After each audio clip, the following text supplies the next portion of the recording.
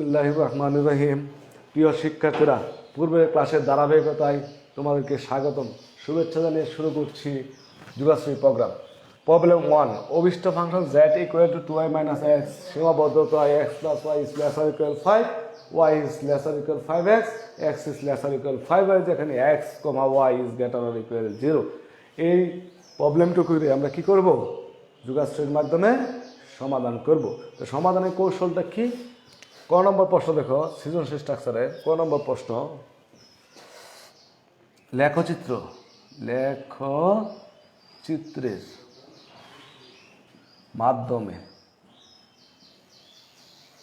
লেখচিত্রের মাধ্যমে সমাধান এলাকা চিহ্নিত করো।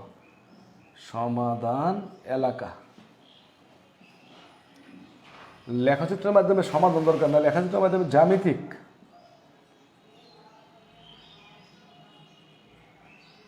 আকারে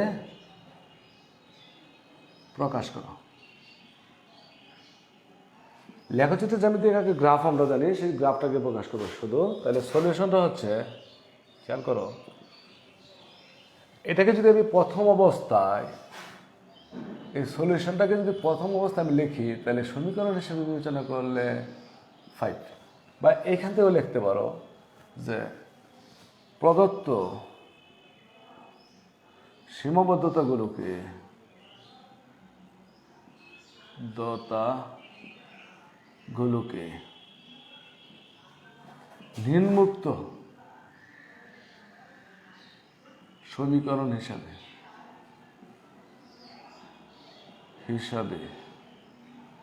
বিবেচনা করে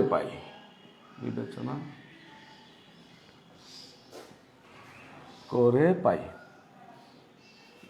দেখো, x plus y equal to 5 বা x by 5 plus y by 5 equal to 1 number সমীকরণ। y ইকুয়াল টু 5x বা y by x equal to 5 by 1। তাহলে এটাকে লিখতে পারি 5 মাইনাস 0, 1 মাইনাস 0। আচ্ছা, এটা গেল 2 নম্বর। এবং 3 নম্বরটা হচ্ছে x ইকুয়াল টু 5y বা y by x equal to 1 by 5 সমান সমান 1 মাইনাস 0, 5 মাইনাস 0। 3 নম্বর। এদের সমীকরণ। তাই সমীকরণগুলোকে যদি আমরা কি করি, সকল স্থাপন করি, তাহলে লিখে ফেলো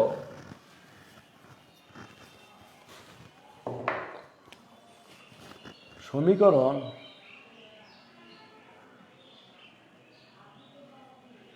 1, 2 ও 3কে ছক কাগজে স্থাপন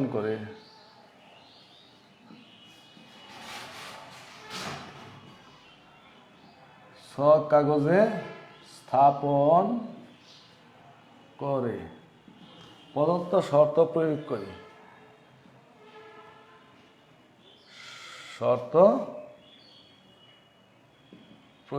করি, যেখানে ছক কাগজের প্রতি ক্ষুদ্রতম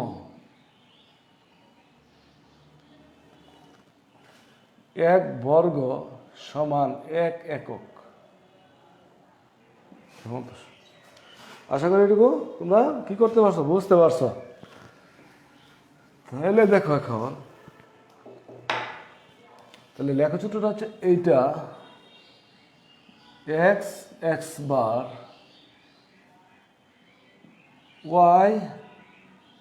y বার, 0। এটা হচ্ছে x অক্ষ, y অক্ষ। তাহলে কন্ডিশন হচ্ছে x is greater than 0, y is greater or equal 0। তাহলে এইটা এবং এটা হচ্ছে y is greater or equal 0, এটা হচ্ছে x is greater or equal 0। প্রথম লেখা হচ্ছে 5, x অক্ষ থেকে 5, y অক্ষ থেকে 5। এটা কন্ডিশন ছিল ছোট বলতে 0-র দিকে দিয়ে দিলাম। এটা হচ্ছে 1 নম্বর রেখা, শর্তযুক্ত 1 নম্বর রেখা জ্যামিতিক আকার।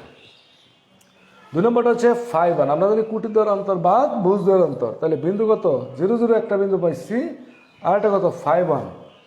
5 1 বিন্দু মানে কত 5 1, এটা 5, এটা দিলাম 1, এটা হচ্ছে 5 1 বিন্দু, এটা হচ্ছে এটা হচ্ছে এটা, এই 3 নম্বরটা, এটা হচ্ছে 3 নম্বর। তাহলে ভুজ হয়েছে 1, কুটি হয়েছে না, কুটি হয়েছে 1, ভুজ হয়েছে 5। 2 নম্বর রেখাটা কত হবে কুটি 5 ভুজ 1, তাহলে 1 আর 5 এই যে এই জায়গায় এই বিন্দুটা হচ্ছে 5 1, এই বিন্দুটা হচ্ছে 1 5। রেখাটা হচ্ছে এটা তো 0 0 মূল বিন্দু, আচ্ছা দিয়ে দিলাম এটা। তাহলে দেখো এই কন্ডিশন দুটো আসলো, আসার পর এটা ছোট বলছে, কে ছোট ওয়াই ছোট, ওয়াই ছোট বলতে এক্স এর দিকে, এক্স ছোট বলতে ওয়াই এর দিকে। তাহলে এই শর্ত সাপেক্ষে তোমার চিত্রটা কোনটুকু হয়েছে, এইটুকু হইল চিত্র। ইহাই নির্ণয় জ্যামিতিক আকার, ইহাই কি নির্ণয় জ্যামিতিক আকার, ইহাই নির্ণয় জ্যামিতিক আকার, ইহাই নির্ণয় কি জ্যামিতিক আকার। আশা করি তোমরা বুঝতে পারছো, হেজিটেশন হওয়ার কিছু নেই এটুকু। এখন খ নম্বরে আসো, প্রশ্ন হচ্ছে সমাধান এলাকা চিহ্নিত করে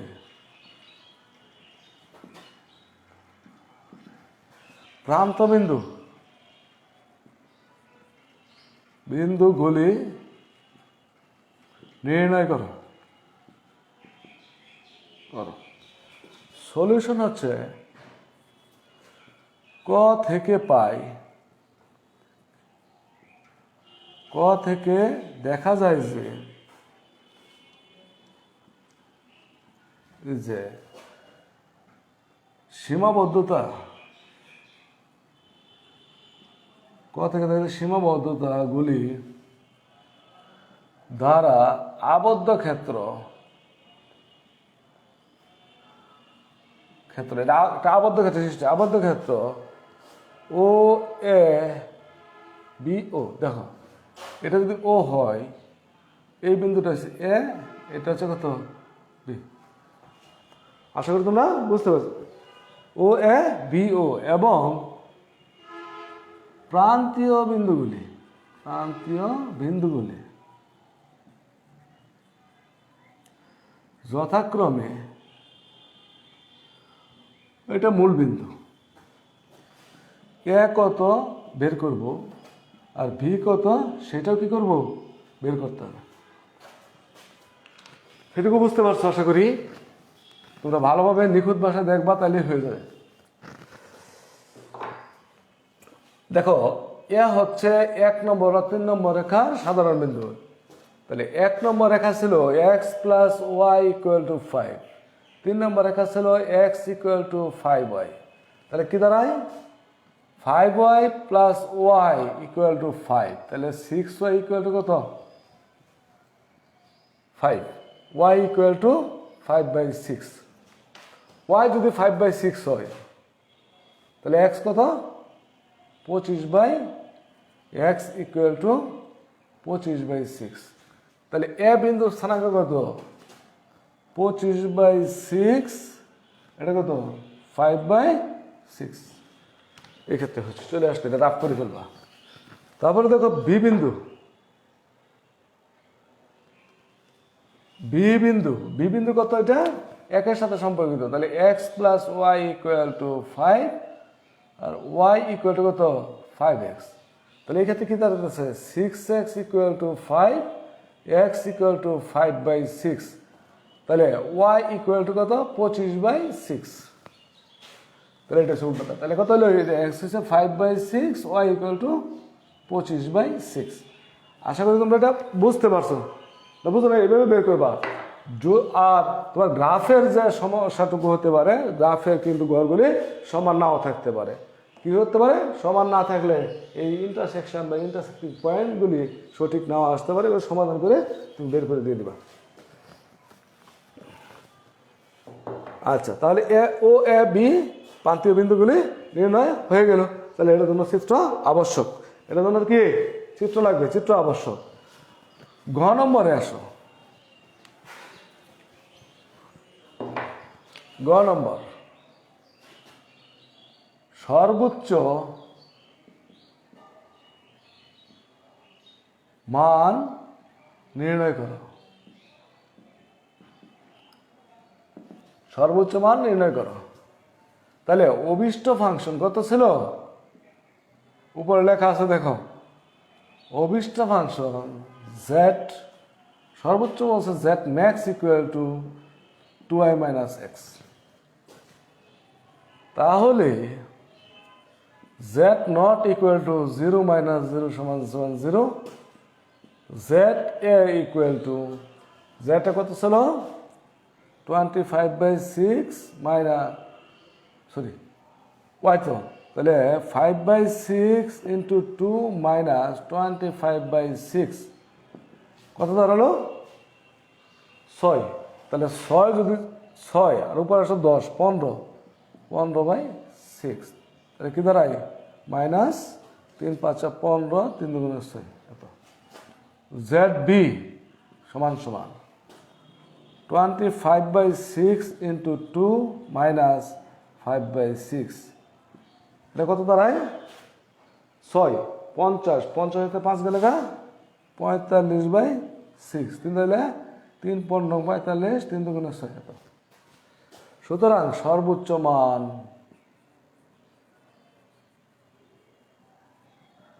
15/2, এটা তোমার আনসার। আশা করি তোমরা বুঝতে পারছো। না কোনো সমস্যা আছে? সমস্যা নেই, এইভাবে আমরা এগুলি সমাধান করব।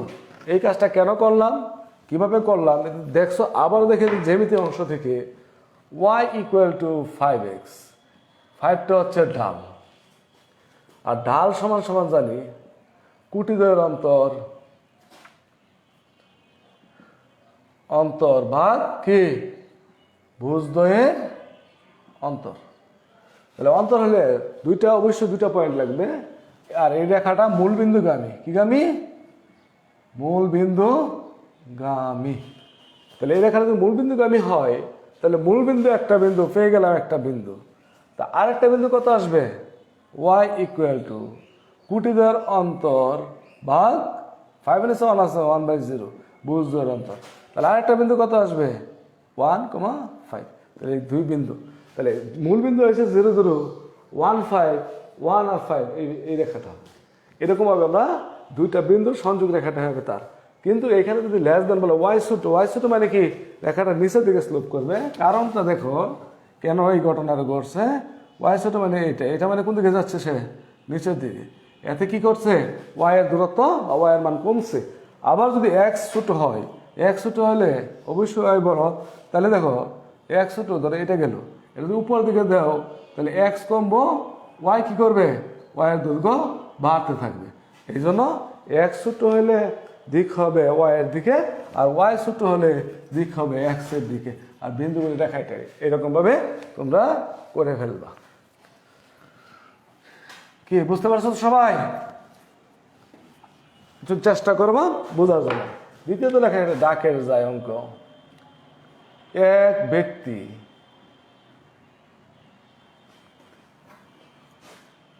$1000 টাকার মধ্যে কিছু রুই মাছের পোনা ও কাতল মাছের পোনা, মাছের কাতল মাছের পোনা কিনতে চান।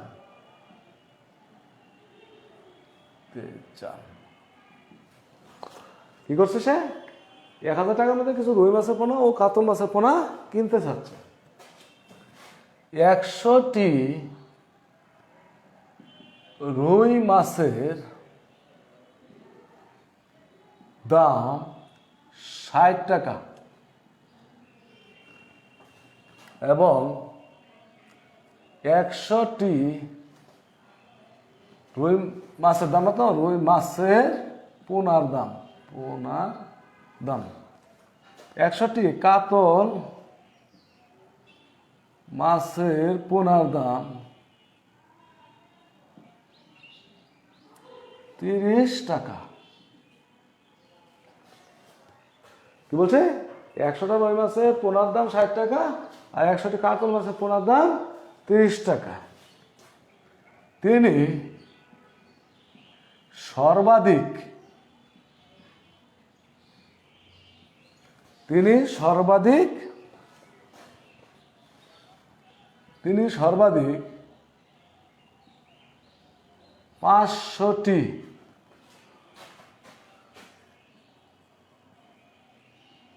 500টি মাছের পোনা কিনতে পারবেন।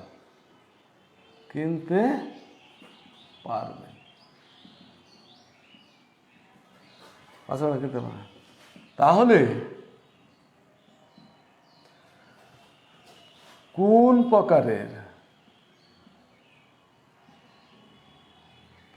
কোন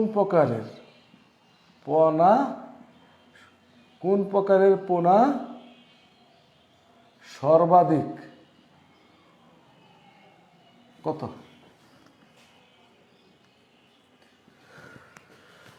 বলে দিয়েছে 500টা পোনা কিনতে পারবো। কোন প্রকারের পোনা সর্বাধিক কত? এটা হচ্ছে তোমার স্টেটমেন্টটা। তো ফর্মুলেশনে আসো। ধরি উদ্দীপকের আলোকে বা প্রশ্নের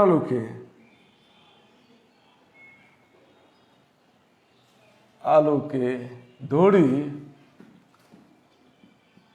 রুই মাছের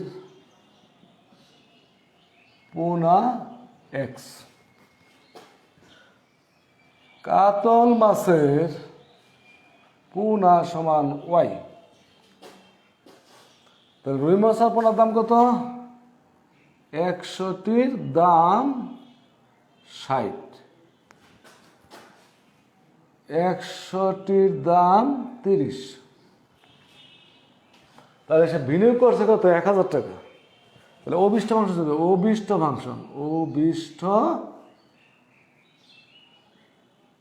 function z equal to x plus Y.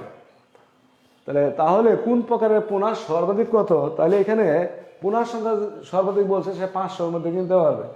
কোন প্রকারের পোনা কতটুকু সেটা আমার বের করতে হলে অবশ্যই কি জানতে হবে? জিনিস যদি আমি নির্ণয় করি সেক্ষেত্রে তার রেটের প্রয়োজন পড়বে না অভিষ্ট ফাংশনে। তাহলে তার সীমাবদ্ধতাগুলো কি? সীমাবদ্ধতাগুলো 100টা পোনার দাম যদি 60 টাকা হয় রুই মাছে, তাহলে একটা পোনার দাম কত? 60/100। 100টি পোনার দাম কত? 60x/100 যোগ 30y/100 লেসার ইকুয়াল কত? 1000। আশা করি তোমরা বুঝতে পারছো না? বুঝো নাই? তাহলে বলা যায় 6x + 3y is lesser equal 10,000। এটা। এবং তিনি সর্বাধিক কতটি পোনা কিনতে পারবেন?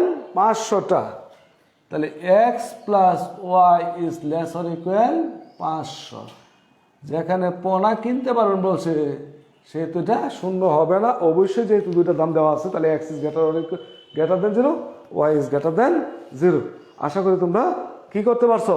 এটা বুঝতে পারছো।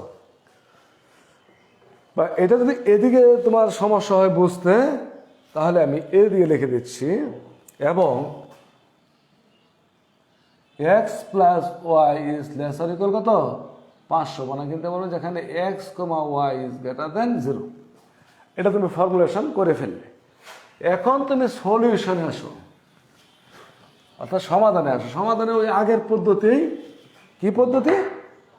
প্রদত্ত সীমাবদ্ধতা বা প্রাপ্ত সীমাবদ্ধতাগুলোকে সমীকরণ হিসেবে বিবেচনা করে পাই। তাহলে যদি সমীকরণ হিসেবে বিবেচনা করো, প্রথমটা আসতেছে কত? 6x + 3y = 10,000 বা x/10,000 ভাগ 6 + y/10,000 ভাগ 3 = 1। এটা 1 নম্বর সমীকরণ।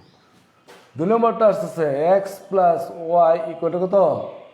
500 বা x/500 + y/500 = 1। এটা হচ্ছে 2 নম্বর সমীকরণ। এখন আগের রুলে চলে যাবা যে সমীকরণ 1 ও 2-কে ছক কাগজে স্থাপন করে প্রদত্ত শর্ত কি করি? প্রয়োগ করি। যেখানে ছক কাগজে প্রতি ক্ষুদ্রতম কয় বর্গ সমান 1 একক ধরা যাবে? 3 বর্গ সমান 1 একক ধরবা। 3 বর্গ সমান 1 একক, নাকি আরো কিছু আরো ধরতে পারো? যেহেতু এটা 1000 আছে, তো 10,000 আছে, 3 বর্গ সমান 100 একক। 3 বর্গ সমান কত? 100 একক। তাহলে দেখো এনবি নোটস এটা যেহেতু লিখছি না, ছক কাগজে প্রতি ক্ষুদ্রতম 3 বর্গ সমান 100 একক। 3 বর্গ সমান 100, অর্থাৎ 3 দ্বারা গুণ করবা, 100 দ্বারা ভাগ করবা, যেটা আসবে সেটা ঘরের সংখ্যা চলে যাবে।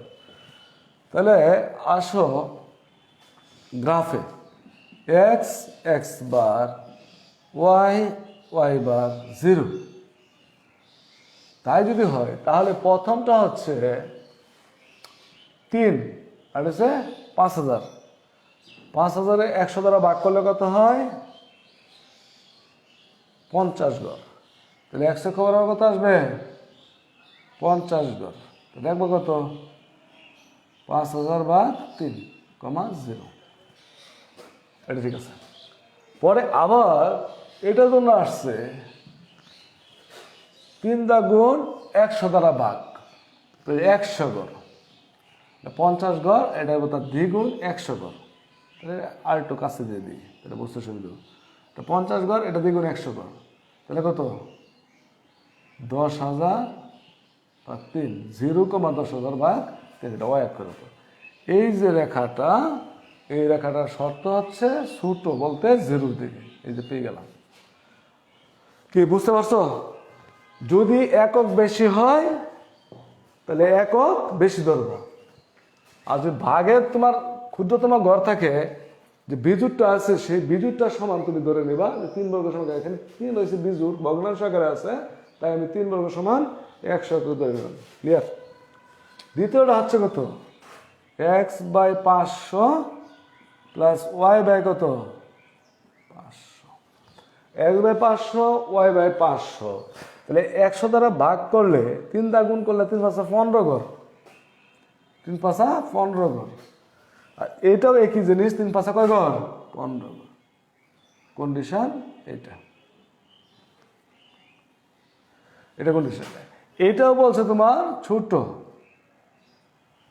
আর আমরা যদি দেই সাধারণত x অক্ষের দিকে y is greater than 0, আর এটা হচ্ছে x is greater than 0।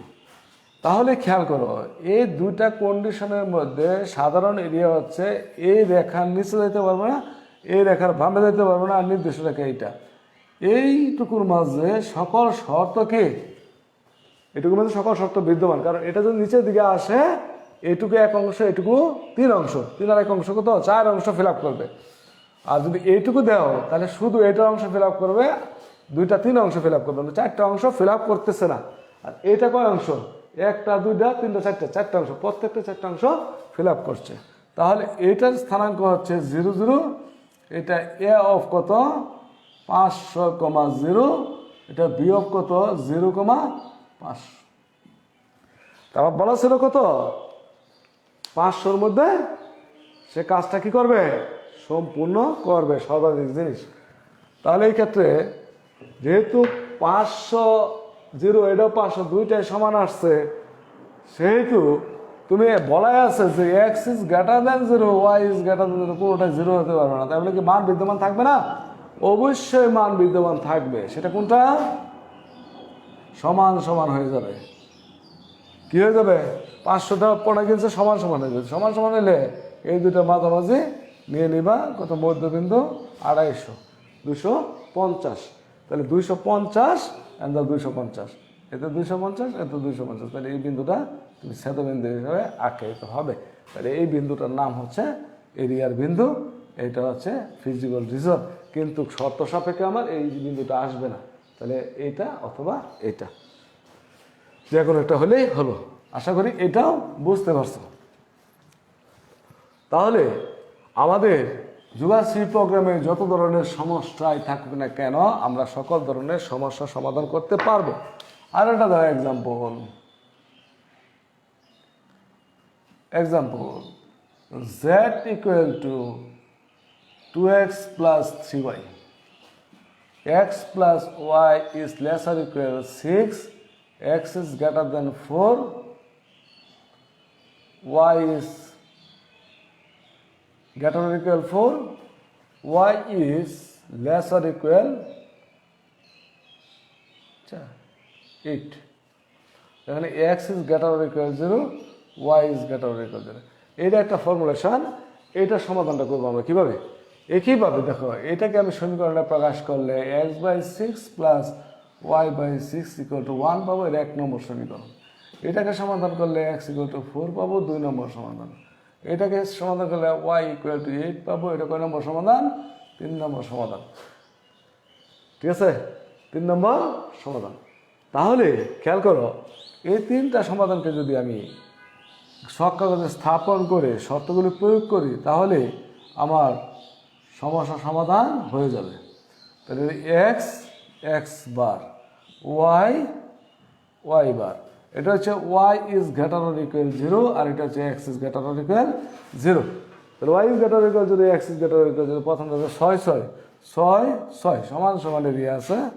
তাহলে এটাকে দিয়ে দিলাম, এটা লেস দেন 0 মানে 0-র দিকে, x equal to 4 4 ঘর, অর্থাৎ একটা অক্ষের উপর যদি কোনো বিন্দু থাকে তার উপর লম্বা রেখা হচ্ছে তার গ্রাফিক্যাল রিপ্রেজেন্টেশন। তাহলে এটা হচ্ছে বড়, বড় বলতে কোন দিকে? ডান দিকে। আবার x equal to 8 8 মানে এটার অর্থ হচ্ছে কোন দিকে? ছোট, নিচের দিকে। তাহলে সকল শর্ত মানানসই, এই চিহ্ন এটা, এই চিহ্ন এটা। তাহলে সকল শর্ত মানে এমন অংশ কোনটুকু দেখো তো, এইটুকু কিনা? তাহলে এটা হচ্ছে এ বিন্দু 40, এটা হচ্ছে বি বিন্দু 60, আর এটা হচ্ছে দুটার সমাধান। কোন দুটার সমাধান? এই দুটার সমাধান। তাহলে 4/6 plus y/6 equal to 1, y/6 equal to 1 minus 4/6। তাহলে y/6 equal to 6 minus 4/6, y equal to 2। তো y ইকুয়াল টু 2 হলে এই বিন্দুর স্থানাঙ্ক কত? c of 4 2। তাহলে 3টা বিন্দু পেয়ে গেলাম। আর ম্যাক্সিমাম মিনিমাম বের করতে আমাদের কি কোনো সমস্যা হবে না। এখন যদি বলে জেড ম্যাক্স, তাহলে ফিজিবল রিজন কোনটা? ফিজিবল রিজন হচ্ছে এ বি সি এ, এবং প্রান্তীয় বিন্দুগুলো কোনটা? প্রান্তীয় বিন্দুগুলো যথাক্রমে A of 40, B of 60, C of 42। তাহলে জেড ম্যাক্স ইকুয়াল টু কত আসে? 2 × 4 প্লাস 3 × 0 সমান 8।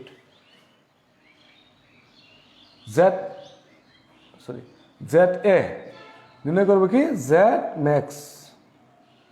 জেড ম্যাক্সের জন্য Z equal to Z B equal to কত আছে? 60, 2 × 6 প্লাস 3 × 0 সমান 12। Z C equal to 2 × 4 plus 3 × 2 8 6 14। তাহলে কোনটা হবে? জেড ম্যাক্স ইকুয়াল টু 14 এবং কৌণিক বিন্দু 42।